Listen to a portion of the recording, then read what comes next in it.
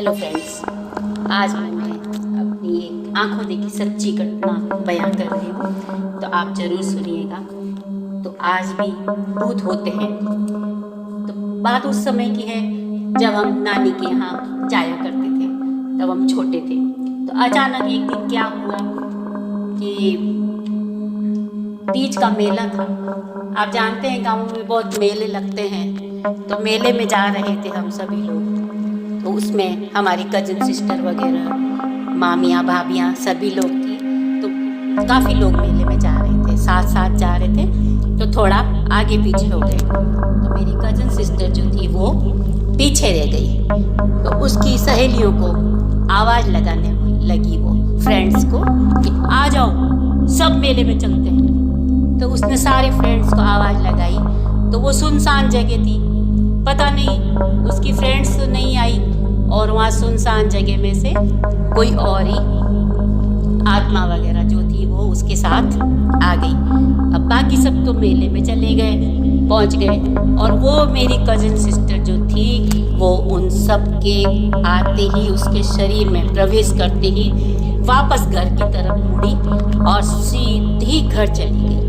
और घर जाकर किचन में जितना भी खाना था सब उसने खाया, कम से कम 25-30 लोगों का, और चादर तानकर सो गई। तो बड़े लोगों ने उसको आवाज़ लगाई, उसका नाम लेकर सब लोग घर पहुँचे मेला देखकर। तो सभी लोगों ने उसको आवाज़ लगाई कि बोली कि ओ भाई उठ जा, क्यों सो रही है।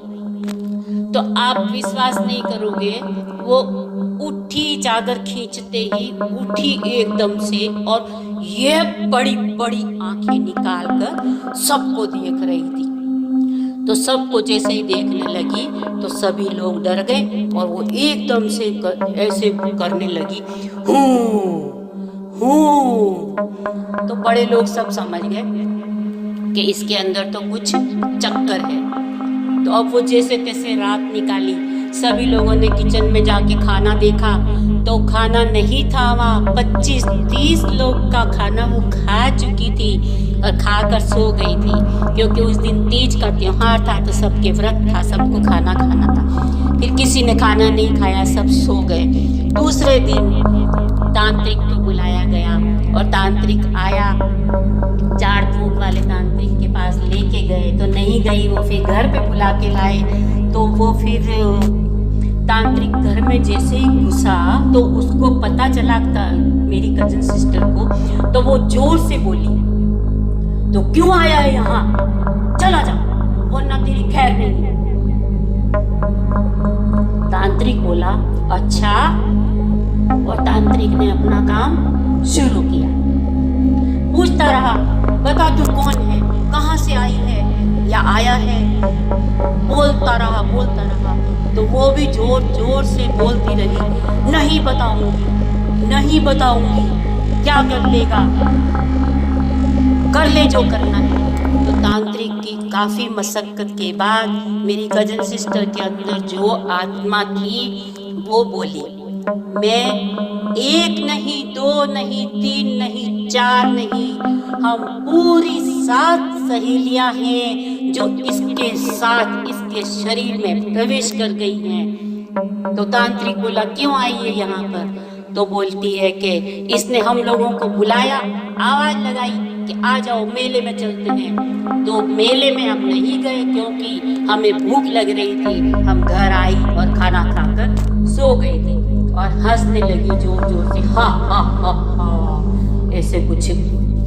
फिर तांत्रिक ने कुछ उपाय किए और हाथ में तांबे का कड़ा वगैरह पहनाया, फिर कुछ ठीक हुआ। तो कड़ा निकालते ही उसकी तबीयत वापस खराब हो जाती थी। ऐसा करते करते काफ़ी टाइम निकला, फिर उसकी शादी भी हो गई। फिर शादी हो गई तो सब ठीक था। फिर शादी के बाद एक दिन उसके हाथ से कड़ा कहीं निकल के गिर गया था, तो फिर उसकी तबीयत खराब हुई वहाँ ससुराल में। तो वो कड़ा फिर तांत्रिक को बुलाया गया वहाँ ससुराल में। तब भी वो उसने यही बोला कि हम 1 नहीं 7 हैं, तो कि तुम निकली नहीं थी कि नहीं हम नहीं जाएंगे अब छोड़ के। और अब तो कहीं जाने का सवाल ही नहीं उठता, क्योंकि आपके साथ हम सब की शादी हो गई है। हम सातों ने आपके साथ फेरे ले लिए हैं। अब हम कहीं नहीं जाएंगे आपको छोड़ के, और अगर जाएंगे तो हम इसको हमारे साथ लेके जाएंगे। ये सब चलता रहा फिर आखिर में मेरे प्यारे दोस्तों काफ़ी परेशान रही वो और उसकी डेथ हो गई।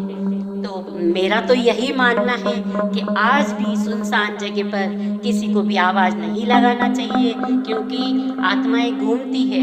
ये हम नहीं कह सकते हैं कि पुराने ज़माने में होती थी, अब नहीं होती है, आत्माएं होती है। तो आप सभी से निवेदन है कि आप सब अपना ध्यान रखें और सुनसान जगह पर किसी को भी आवाज़ ना दें। बाथरूम जाने से पहले थूक कर बैठें, उठें तो 2 ताली बजा कर उठें। ये मैं नहीं कह रही हूँ, ये बुजुर्गों का कहना है और ये इतना सा करते रहना चाहिए, मेरा यही मानना है। तो ये सच्ची घटना है, तो आप लोग मेरी बात को समझिएगा। अब मैं यही विराम देती हूँ। काफ़ी लंबी स्टोरी है पर मैंने शॉर्ट में कही है आपको। तो आप सभी को जय श्री कृष्णा, राधे राधे।